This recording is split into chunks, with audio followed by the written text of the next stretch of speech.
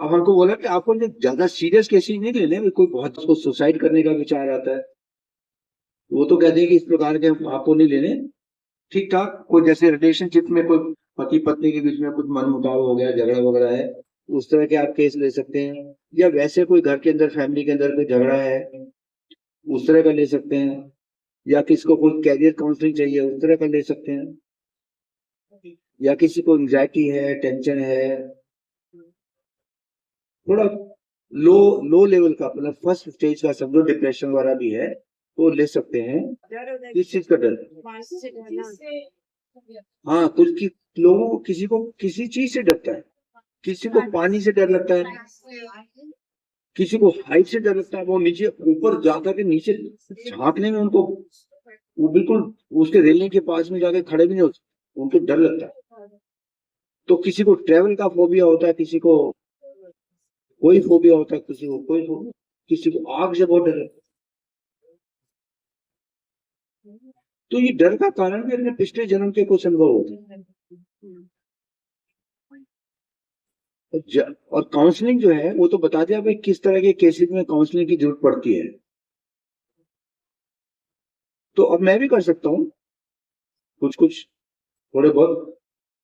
अब हम भी स्टार्ट कर सकते हैं, काउंसलिंग कर सकते हैं। पहले भी थोड़ा बहुत तो करते ही थे, किसी को जरूरत पड़ती थी। अब थोड़ा और एक प्रोफेशनल तरीके से नॉलेज हमने हमने ले ली तो और अच्छी तरह से कर सकते हैं। तो मैंने जो कोर्स किया तो हमने को पैसे कमाने के लिए थोड़ी कोर्स किया, हमने तो सेवा करने के लिए किया, कि सेवा आत्माओं की और अच्छी तरीके से कर सके।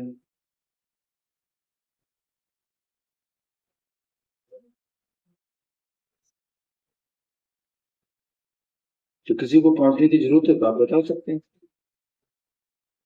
काउंसलिंग ले सकते हैं।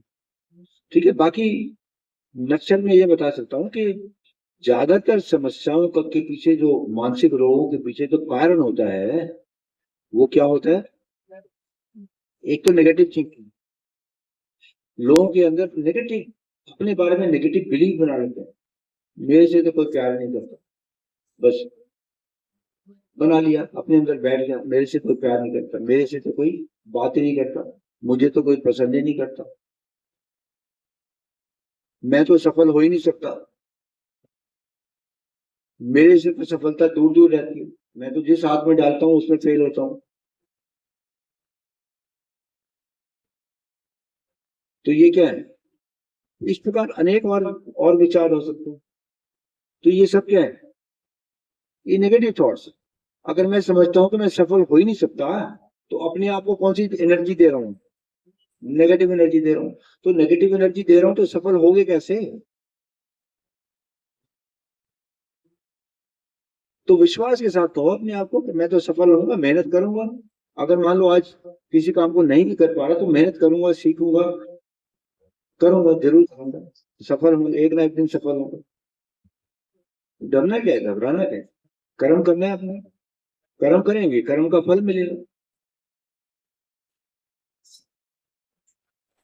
तो काउंसलर का क्या काम है कि जब काउंसलिंग, एक होता है काउंसलर जो काउंसिल देता है, और जो काउंसिल देता है, जो राय लेता है, लेने के लिए आया है, उसको बोलते हैं काउंसलिंग। तो काउंसलर का काम है, काउंसलर काउंसलिंग के प्रति बड़ी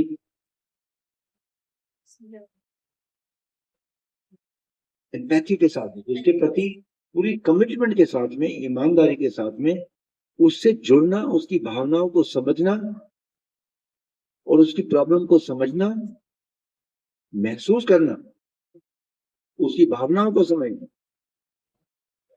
और ये समझना कि इसके अंदर प्रॉब्लम क्या है, किस वजह से इसको ये प्रॉब्लम है, इसके अंदर क्या नेगेटिव थिंकिंग चलती है बार बार,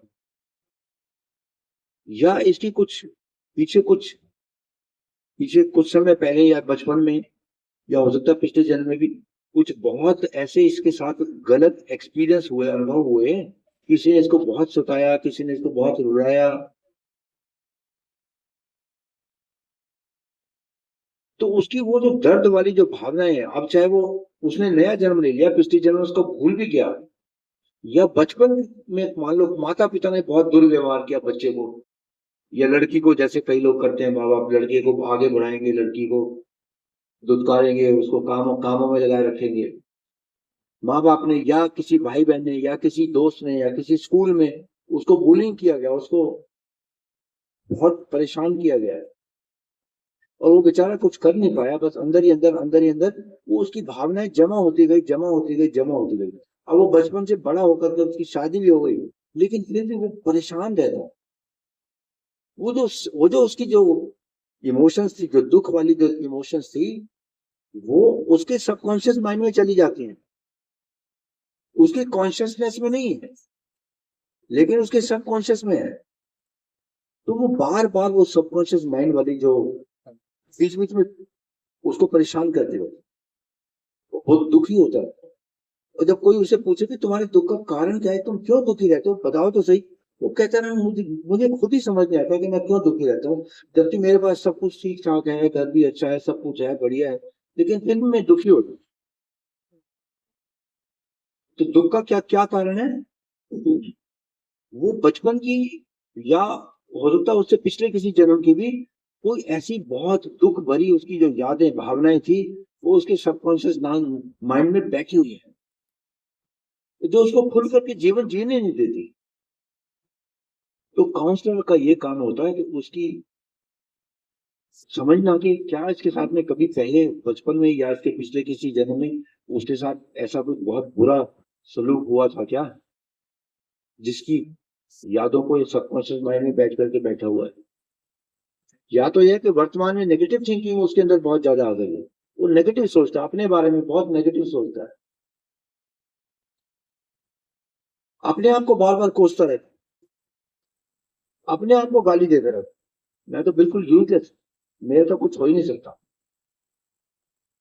ये तो प्रेजेंट में हो, या पिछली कुछ भावनाएं जो उसके सबकॉन्शियस माइंड में बैठी हुई है। तो ये समझ करके फिर उसका नेगेटिव थिंकिंग, जो नेगेटिव थॉट्स जो उसके अंदर होते हैं, उसको पॉजिटिव से रिप्लेस करने के लिए एक होती है cognitive behaviour therapy. Cognitive cognitive कहते हैं मन से संबंधित। कॉग्निटिव बिहेवियर मतलब क्या हो गया, बिहेवियर तो आप जानते हैं ना, हमारा तो बिहेवियर होगा, बिहेवियर को हिंदी में क्या बोलते हैं? हाँ, व्यवहार, व्यवहार। कॉग्निटिव बिहेवियर थेरेपी, वो कॉग्निटिव मन की जो नेगेटिव थिंकिंग है उसको चेंज करने के लिए ये कॉग्निटिव बिहेवियर थेरेपी यूज होती है। और जो बचपन में अगर कुछ इस तरह का कभी हुआ था, तो उसकी फिर दूसरी टेक्निक होती है, एक गेस्टाल्ट टेक्नोलॉजी भी होती है, एम्प्टी चेयर टेक्निक होती है। तो अलग अलग टेक्निक्स होती है। और जो बचपन में मान लो उसके साथ में कुछ नहीं हुआ, इस जन्म में कभी कुछ नहीं हुआ उसके साथ में गलत, तो पिछले जन्म में अगर हुआ है, तो फिर पिछले जन्म की यादें कैसे आएंगी बाहर? तो उसको बोलते हैं पीएलआर, पास्ट लाइफ रिग्रेशन। ऐसे लोग होते हैं बिल्कुल, उसकी अलग से एक्सपर्ट ट्रेनिंग होती है।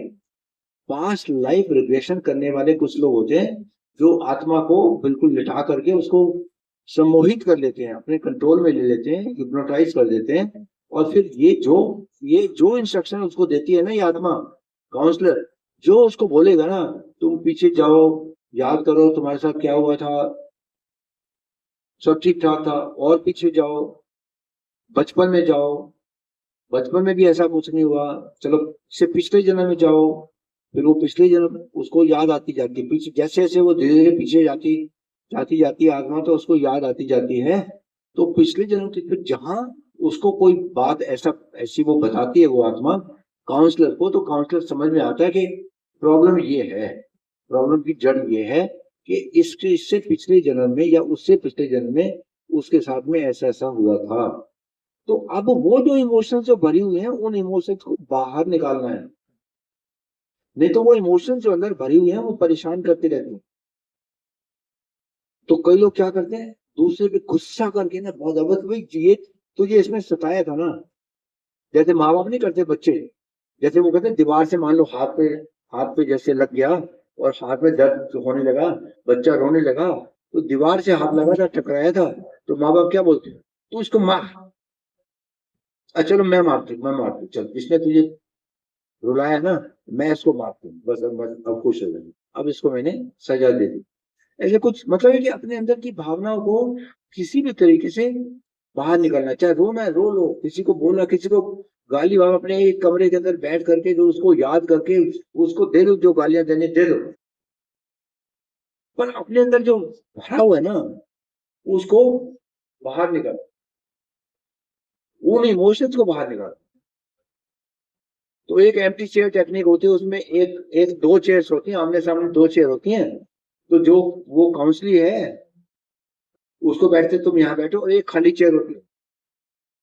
अब जैसे मान लो किसी माँ ने किसी लड़की को बहुत ज्यादा सताया है बचपन में, तो उसको बोलते हैं तुम ये समझो तुम्हारी माँ यहाँ बैठी, तुम ऐसे विजुअलाइज करोगे ये जो खाली चेयर है, इस पे तुम्हारी माँ बैठी। अब इसको माँ को जो बोलना है बोलो, जो तुम्हारे अंदर की भावना है निकाल लो, कि तूने मेरे साथ ऐसे किया, तूने मेरे साथ, तू अच्छी माँ नहीं है, तू ये है, तू वो है, तुझे वो, जो भी बोलना बोलो, अपनी अपनी भावनाएं निकालो। उसके बाद में फिर उसको बोलते तुम इधर आ जाओ, उसको दूसरी साइड में ले जाते। अब इधर खाली चेयर हो गए। अब बोलते तुम माँ हो, रोल रिवर्सल हो, कि तुम अपने अपने आप को माँ समझो, और ये तुम्हारी बेटी।